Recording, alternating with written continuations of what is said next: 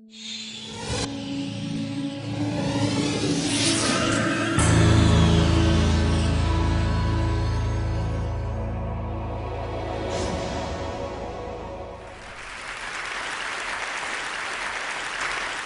like to apologise, first of all, to all of you because I have no form of PowerPoint presentation. So what I'm going to do is every now and again I will make this gesture, and in a moment of PowerPoint democracy, you can imagine what you'd like to see.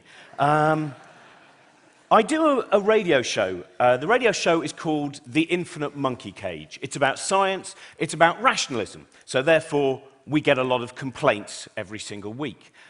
Complaints including one that we get very often, which is to say that the very title, Infinite Monkey Cage, celebrates the idea of vivisection.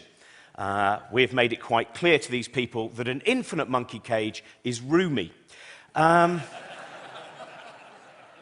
We also had someone else who said the infinite monkey cage idea is ridiculous. An infinite number of monkeys could never write the works of Shakespeare. We know this because they did an experiment.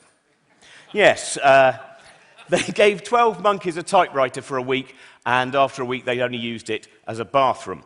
So, the main element though, the main complaint we get, and one that I find most worrying, is that people say, oh, why do you insist on ruining the magic? You bring in science and it ruins the magic. Now, I'm an arts graduate. I love myth and magic and existentialism and self-loathing, right? That's what I do.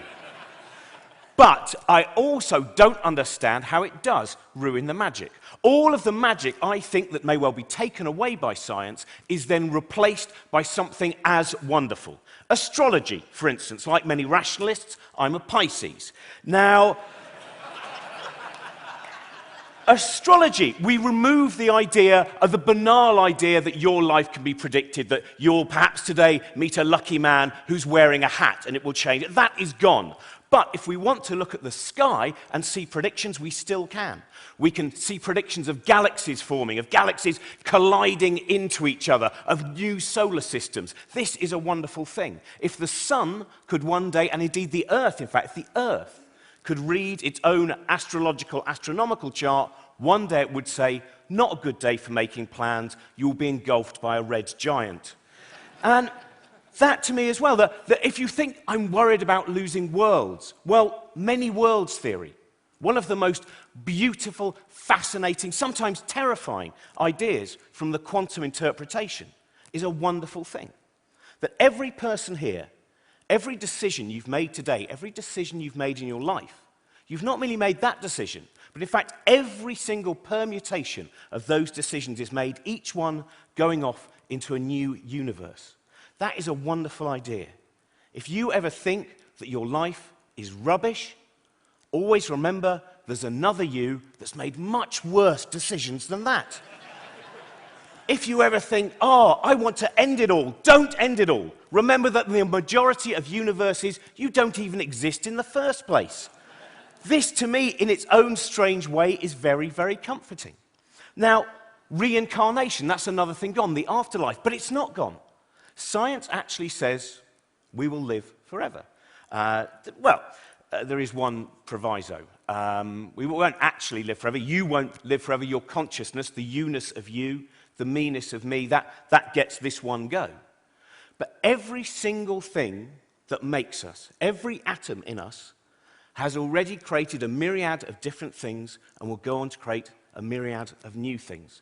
We have been mountains and apples and pulsars and other people's knees. Who knows, maybe one of your atoms was once Napoleon's knee. That is a good thing.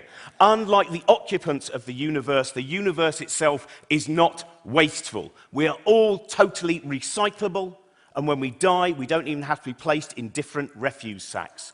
This is a wonderful thing. Understanding, to me, does not remove the wonder and the joy. For instance, my wife could turn to me and she may say, "Why do you love me?" And I can, with all honesty, look her in the eye and say, "Because our pheromones matched our olfactory receptors."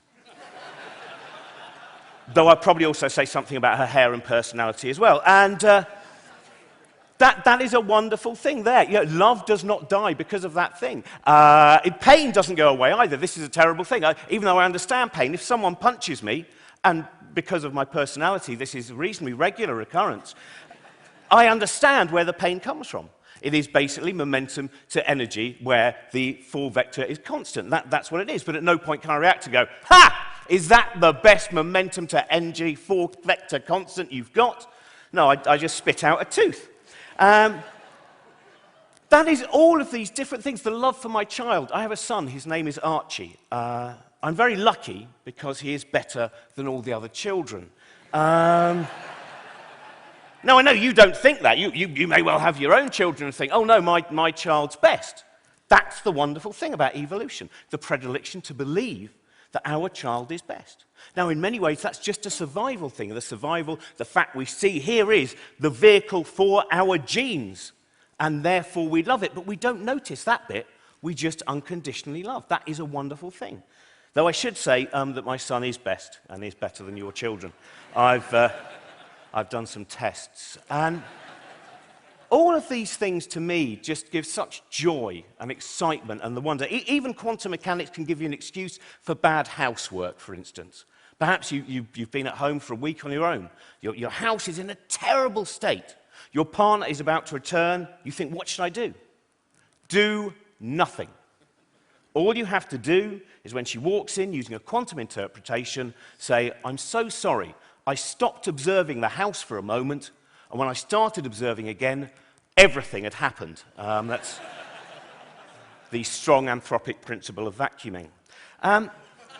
For me, it's a very, very important thing. That even on my journey up here, the joy that I had on my journey up here, every single time, if you actually think, you remove the myth, there is still something wonderful. I'm sitting on a train. Every time I breathe in, I'm breathing in 1,000,000,000 billion atoms of oxygen.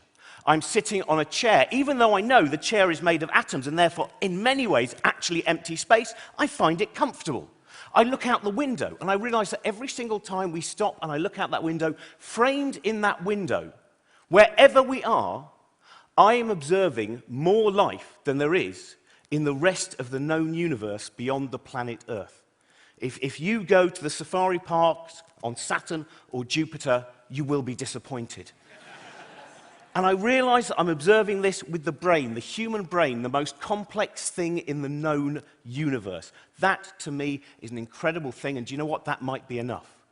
Steven Weinberg, the Nobel laureate, once said, the more the universe seems comprehensible, the more it seems pointless. Now, for some people, that seems to lead to an idea of nihilism. But for me, it doesn't. That is a wonderful thing. I'm glad the universe is pointless. It means that if I get to the end of my life, the universe can't turn to me and go, what have you been doing, you idiot? That's not the point. I can make my own purpose. You can make your own purpose. We have the individual power to go, this is what I want to do. And in a pointless universe, that to me is a wonderful thing. I have chosen to make silly jokes about quantum mechanics and the Copenhagen interpretation. You, I imagine, can do much better things with your time. Thank you very much. Goodbye.